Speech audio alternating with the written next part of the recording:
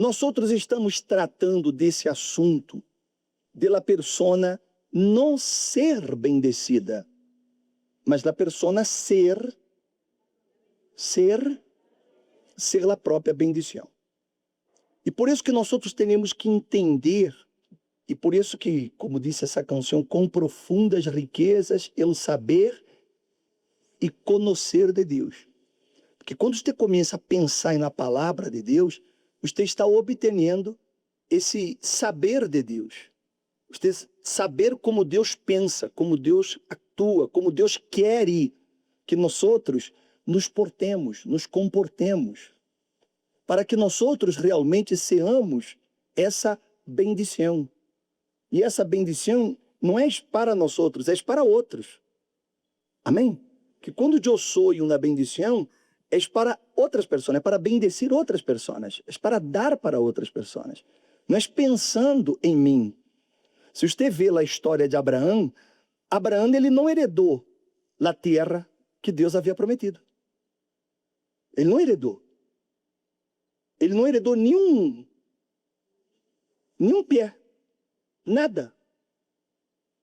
Mas ele se converteu em la bendição para outros. Por isso que está escrito que as famílias da terra seriam benditas em Abraão.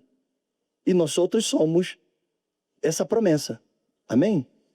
Então, quando eu estava pensando hoje, ele disse, o Senhor dijo a Abraão, Gênesis 12, vete de tu terra, de entre tus parientes, de la casa de tu padre, a la terra que eu te mostrarei. Que era o que Deus queria com isso? Que era o que Deus queria com isso? Obediência. Ok. Que mais? Abrir a visão. Que mais? Quê? Separá-lo. Que mais?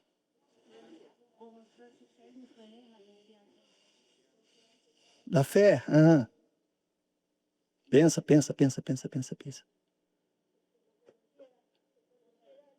Que conhecer a Deus. Que mais? Alguém vai acertar. Alguém vai.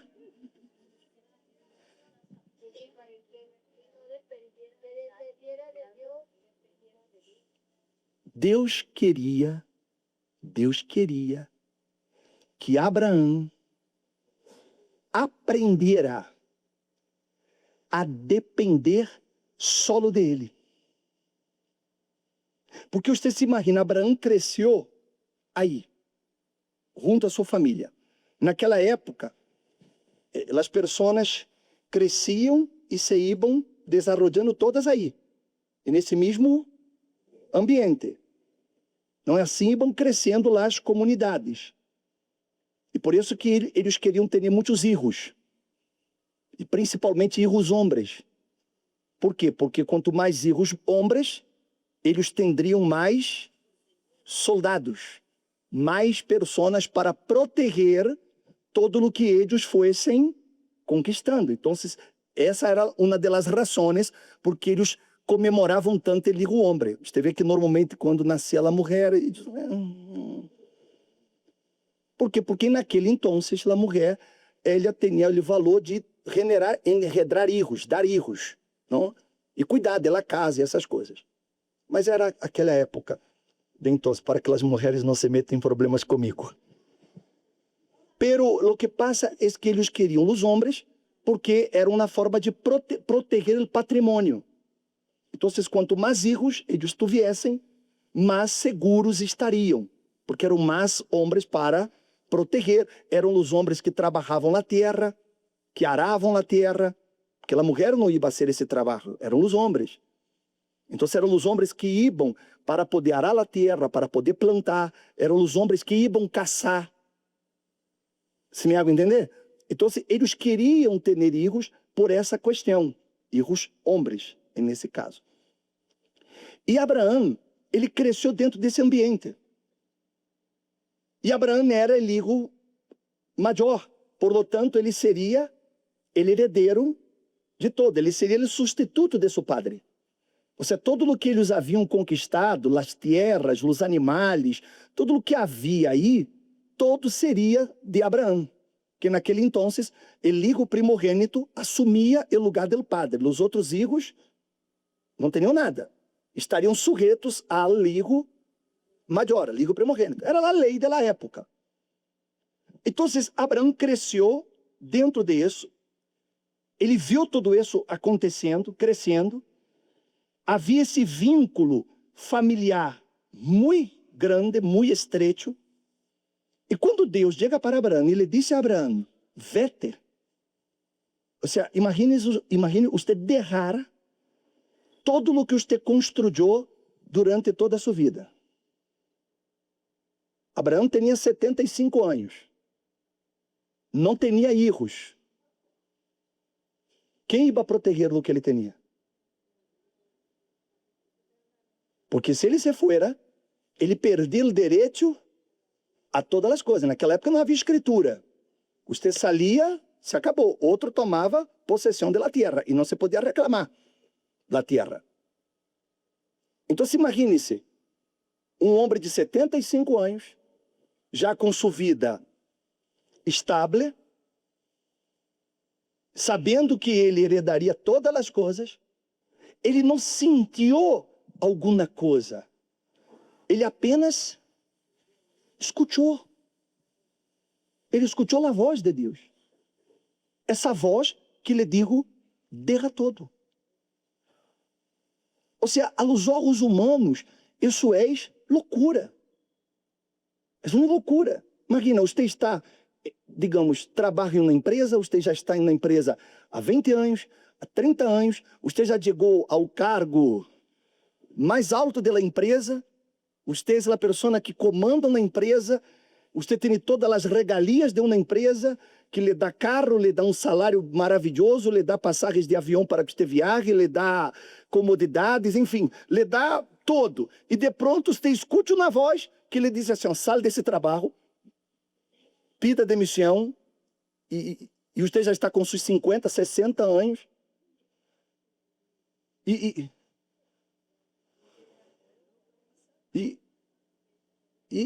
que? Para onde? Vou trabalhar de quê? E quem me vai dar trabalho com essa idade? E derrar minha casa? A casa que eu paguei, que construí, e me vou viver de onde? Ou seja, pensa-lo, traga para os dias de hoje, que você vai entender que era uma loucura. Se é uma loucura nos dias de hoje, que nós outros vivimos em um mundo moderno, imagine-se naquela época. E Deus habla com ele, não aparece, ele não vê. Não havia nada que ele pudesse descer. Eu ouvi, ele era assim, assado, ele me falou isso, eu lo toquei, eu ouvi que é real. Não, ele só escutou. Só escutou. Você vê quanta dificuldade você tem para coisas mínimas que Deus manda que você haga. Por exemplo, Deus lhe disse assim, fulana, eu quero que tu deixes este... Você está nessa relação tóxica. Eu quero que tu deixes este homem. Déjalo. Deixa essa mulher é tóxica. Não é seu marido, não é sua esposa. É uma relação que você tem de noviazgo, de pareja. Deixa essa pessoa. E um disse, vou deixá-la e quê? E quem me vai manter? E quem me vai pagar a renta? E quem me vai... Ou seja, uma coisa mínima. Uma coisa mínima. E a pessoa, ela tem essa resistência. Imagine o caso de Abraão. Então, em tudo isso, o que Deus estava querendo ensinar-lhe a ele e a nós outros, é que a pessoa, para que ella pueda ser uma bendição, ella tem que aprender a depender solo de Deus. Ela não pode mais depender dos homens. Ela não pode depender de favores de outros. Ela não pode esperar que alguém lhe eche uma mano. Ela não pode ser esse tipo de pessoa. Ela tem que aprender a viver essa dependência total e completa de Deus. Porque Abraão não teve nenhuma garantia, só a garantia de la palavra, nada mais. Repito, ele não viu Deus, ele só escutou a palavra, como você e como eu. Nós só escutamos. Só escutamos. E o que Deus quer que nós aprendamos é obedecer-lo sem questionamento. Sem dizer, mas por quê? E para onde? E se não funciona? E ele poderia dizer, se Sara não quer ir? E meu papá, quem vai cuidar do viejo? Já está um senhor. Como não vai deixar? Como vou ir? Está compreendendo?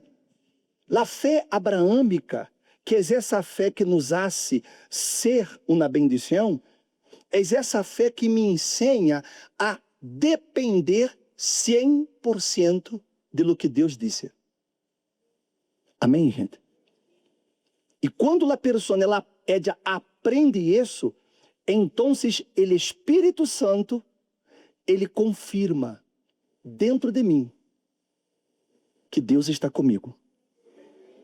Porque o Espírito Santo foi ele que confirmou dentro de Abraão e levou Abraão a tomar essa decisão. O Espírito Santo faz isso. Abraão não foi bautizado com o Espírito Santo, mas ele foi guiado. E quando nós somos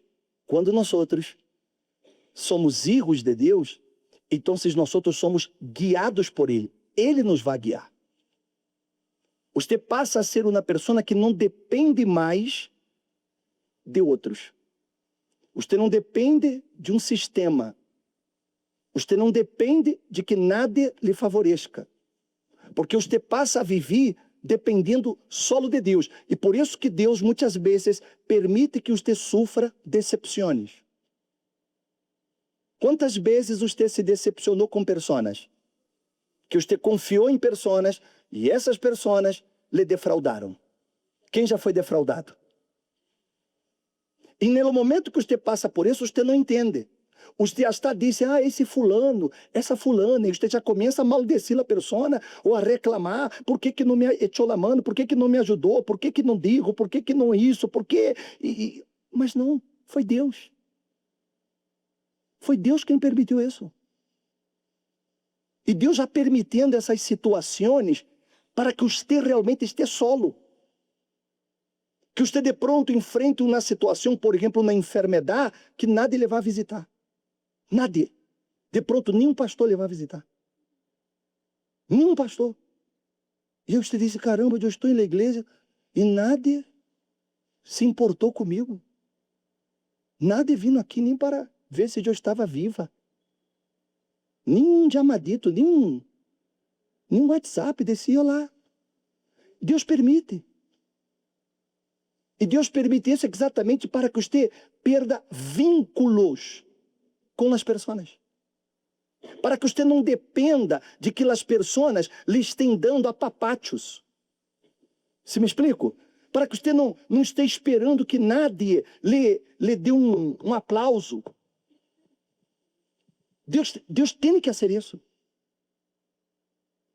Ele nos leva ao deserto para que nós outros estemos solos. E há situações que vocês vão viver, vocês vão quedar solos. Você não vai contar com nada. Você não vai contar com o pastor, não vai contar com o bispo, não vai contar com sua filha, não vai contar com seu marido, não vai contar com nada. Você vai quedar solo.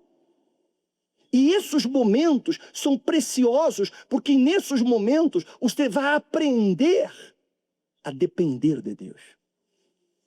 Você vai aprender.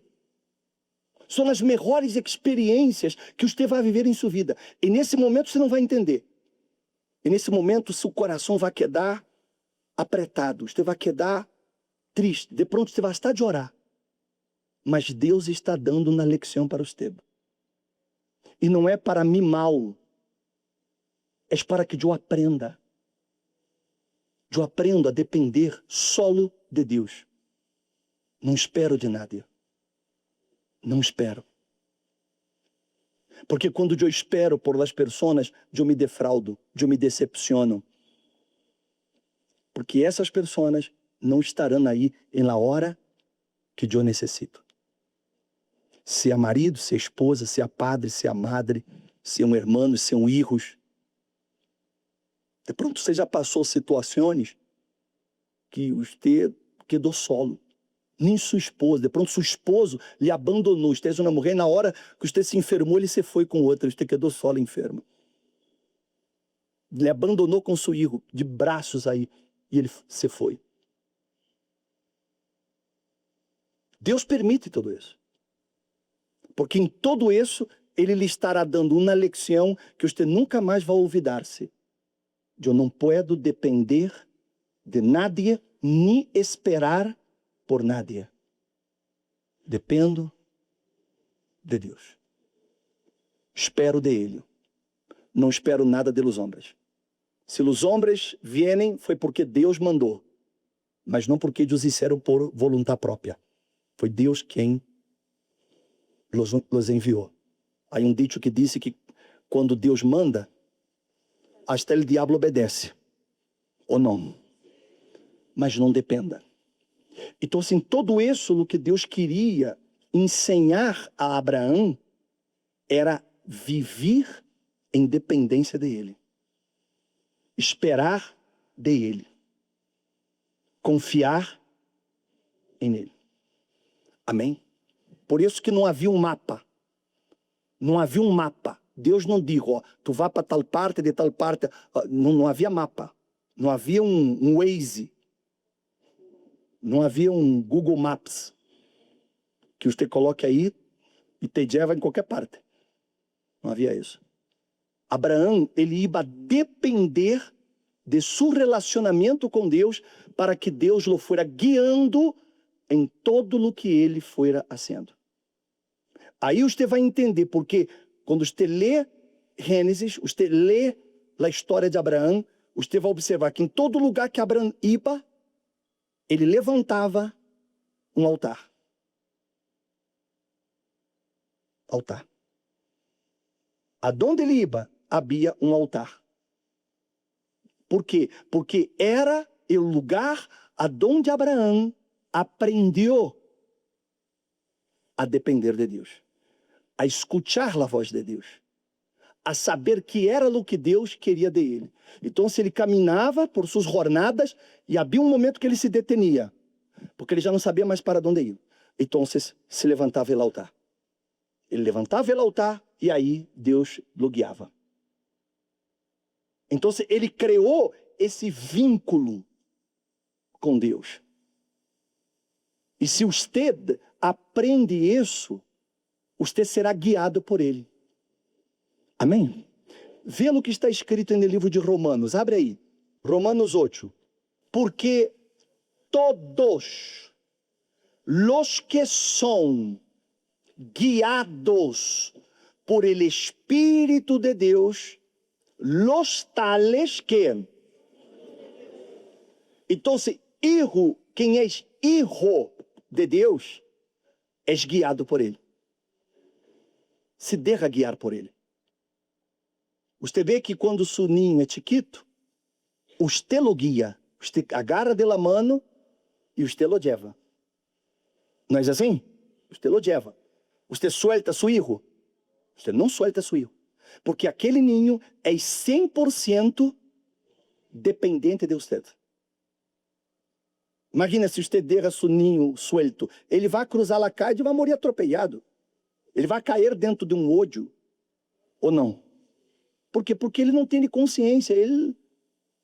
Então, quando eu sou hijo de Deus, eu sou guiado por ele. Porque eu me deixo a ser. Eu le dou a mão a ele e permito que ele me guie. O grande problema do ser humano é quando ele crê que ele já pode andar solo. Você vê que assim são os adolescentes. Você vê que você perde o controle de seus filhos quando eles entram na idade de adolescência. Porque eles começam a crer que eles já não necessitam de que você os guie. E nos dias de hoje, principalmente, os adolescentes, imagine, há jovens que não querem que a mamá la acompanhe à escola. Não, mamá, porque vão dizer que eu sou filho de mami. É verdade ou não é verdade? Não querem, eles não querem, porque eles querem ver-se muito independentes. Eu não necessito de mamar mais. Eu não sou filho de mami. Eu não estou aí agarrada da falda de mami. Coisa que antigamente, os padres, se acorda? Você levava seus filhos à escola? Quem levava? Quem foi levado à escola por seus papás? Foram levados? Hasta que idade?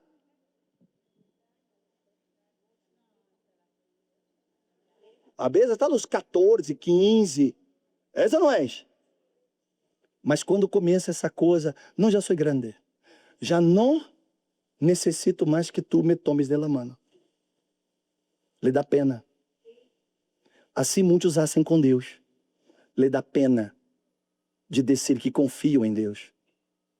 Lhe dá pena de ser guiados por Deus. Preferem ser guiados por abogados, preferem ser guiados por coaches, preferem ser guiados por financeiras, preferem ser guiados por consultores. Não querem ser guiados por Deus. Querem ser guiados por outros. Porque não querem depender de Deus. Porque querem fazer as coisas porque pensam que já sabem. E esse é o grande problema. Espiritualmente falando, esse é o grande problema. Quando a pessoa se crê. Por exemplo, eu sou o bispo. Então eu penso assim, eu já conosco a Bíblia. Já sei a Bíblia ao direito e ao revés. Para que eu vou orar? Para que Deus me diga que falar? Para que eu vou pedir direção a Deus? Eu já sei. Então, a ver. E realmente eu posso vir aqui e falar muito bonito para vocês. Letras, palavras muertas que não cambiam a vida de nadie. Mas quando a pessoa entende, não, eu posso ser o que seja, tenha o título que tenha, eu posso ter 50, 70, 80 anos com Jesus, eu sempre vou a viver no altar, a los pés de Jesus, para que Ele me guie, para que eu não haga nada de minha própria vontade, porque eu sei que minha carne é podrida. Tenha esse cuidado para que você não caiga nesse erro que muitos han caído, de perder essa dependência de Deus, de ser dependentes de Ele em todo o que vou a ser, colocar Ele por delante. Já lhes ensinei isso muitas vezes sobre o dízimo, que o dízimo não é devolver apenas os primeiros 10%, não é? Não se trata de algo econômico. Eu dou-me dízimo, mas como você dá? Não, eu agarro, quando recebo, eu separo meus 10% e dou para Deus. Por isso que eu sou dizimista. Mas isso não é ser dizimista. O ser dizimista é quando eu coloco Deus em primeiro lugar em todas as coisas. Em todo. Ele é primeiro em todas as coisas. Não é só quando eu vou entregar meu dízimo, não. Ele é primeiro em minha vida, em todo o que eu hago. Então, eu sou dizimista. Então, eu sou fiel a Ele. Porque Ele é primeiro para mim. Está claro isso? Me hago entender ou não? Isso é ser fiel. Então, quando eu dependo de Ele, então eu coloco Ele como primeiro. Eu não vou fazer nada sem que Ele me guie. Que eu sei que Ele me vai guiar. E não dependo de um pastor. Porque às vezes a pessoa vem aqui, o bispo, estou com essa situação aqui, que hago? A hora de eu que sou Ele guia. E Ele é Espírito Santo. Ele é Espírito Santo é o guia, não sou eu. No muito que eu posso fazer é dar alguma, mas eu não lhe posso guiar. Ou estou com essa pessoa aqui, me separo ou não me separo? Eu lhe vou dizer, separa ou não separa? Ô bispo, esse aqui, pongo esse negócio ou não pongo? Inverto aqui ou não inverto? Empreendo ou não empreendo? Vendo ou não vendo? Eu não sou financeiro, não sou. Quando você aprende a depender, ele vai guiar. Aqui, ó. E no que ele diga, não falha. Então, se todos os que são guiados por el Espírito de Deus, los tales são hijos de Deus.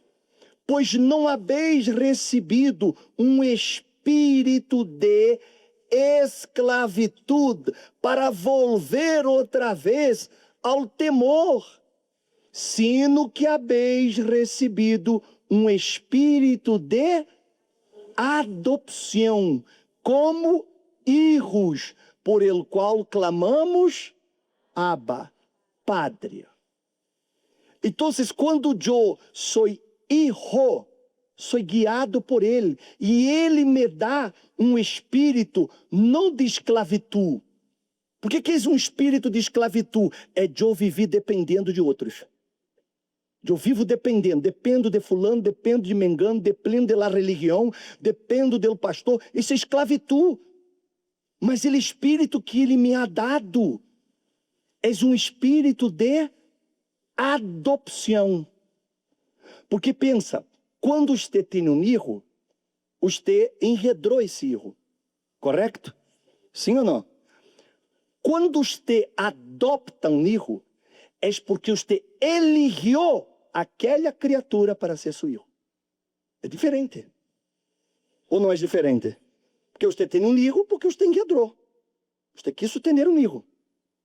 Então você teve um filho, nasceu de você. Mas um adoptado não.